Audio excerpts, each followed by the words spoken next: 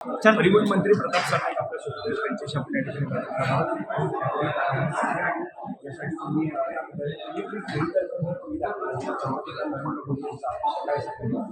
आदरणीय देशाचे पंतप्रधान नरेंद्र मोदीजी आणि राज्याचे लोकप्रिय मुख्यमंत्री देवेंद्र फडणवीसजी,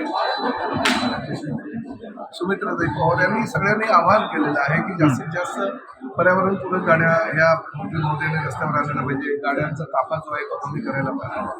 मी खरं तर देशातली पहिली टेस्ला गाडी मी जेव्हा विकत घेतली आणि तेव्हा सांगितलं होतं की माझ्या नातवंडांना शाळेमध्ये सोडण्यासाठी ती गाडी मी घेतलेली आहे. तेव्हा कोण सुद्धा लोकांनी केलं होतं की बघा पर्यावरणाचा एवढा विचार करणारे मंत्री आहे की नातवंडांसाठी एवढी महागडी गाडी घेत आहे. तर आज लोकांनाही कळलं असेल की पर्यावरणाचं महत्त्व किती असणारे बालपणापासून शाळेमध्ये जात असताना जर विद्यार्थ्यांना पर्यावरणाचा संदेश देण्याचा प्रयत्न जर परिवहन मंत्री म्हणून मी घेतला असेल तर ते चुकीचं काय होतं. आणि प्रामुख्याने आजही मी तुम्हाला ह्या ठिकाणी सांगतो की ठीक आहे, मी टेस्ला गाडी माझ्याकडे होती, पहिली घेतली म्हणून मी आज ती कॅबिनेट बैठक आहे म्हणून घेऊन आलो. परंतु वस्तुस्थिती ही पण नाकारता येणार नाही की ही टेस्ला गाडी फक्त मुंबईत फिरत असतानाच मी वापरू शकतो.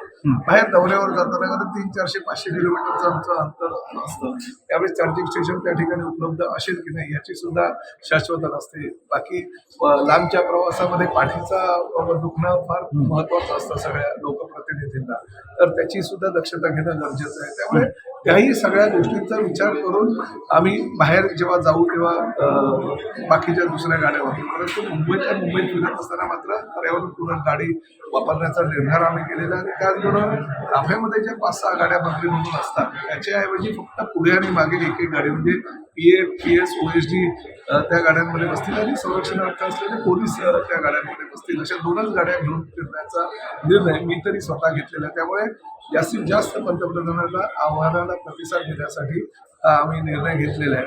आज जर आम्ही टेस्लामधून आलो आणि इलेक्ट्रिक वाहनाचा वापर आम्ही करतोय असं तुम्ही दाखवाल आज, परंतु उद्या मात्र आमच्या दुसऱ्या गाडीमध्ये प्रवास करत असताना ते सुद्धा दाखवाल की बघा एक दिवस फक्त मफतबाजी करतात रील्स काढण्यासाठी, सोशल मीडियामध्ये येण्यासाठी किंवा TV वर येण्यासाठी अशा पद्धतीनं ह्या गाड्यांचा वापर करतात, नंतर मात्र येणे माझ्या मागण्या असं पण होता कामा नये. त्यामुळे वस्तुस्थिती सर्वसामान्य जनतेबरोबर आली पाहिजे. साधारणतः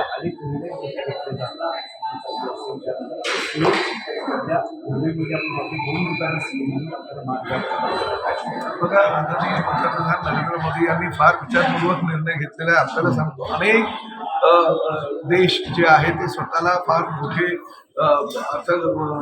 क्षेत्रामध्ये मोठे समजतात अशा देशांनी सुद्धा लॉकडाऊनची भूमिका स्वीकारलेली आणि त्या माध्यमातून ते पुढे जात आहेत. अशा असताना सुद्धा एवढी मोठी जगातली 1 नंबरची लोकसंख्या असलेल्या देशामध्ये अजूनपर्यंत आपल्याला फार मोठ्या प्रमाणामध्ये महागाईचे चटके बसत नाही आहेत. परंतु जागतिक अर्थव्यवस्था आणि त्याचबरोबर जागतिक ह्या युद्ध नीतीमध्ये आपण भरडले जातो. ही वस्तुस्थिती आहे. माननीय पंतप्रधानांनी जो निर्णय घेतलेला आहे त्या निर्णयाचं स्वागत सगळ्या जनतेने करणं काळाची गरज. नक्कीच धन्यवाद सर.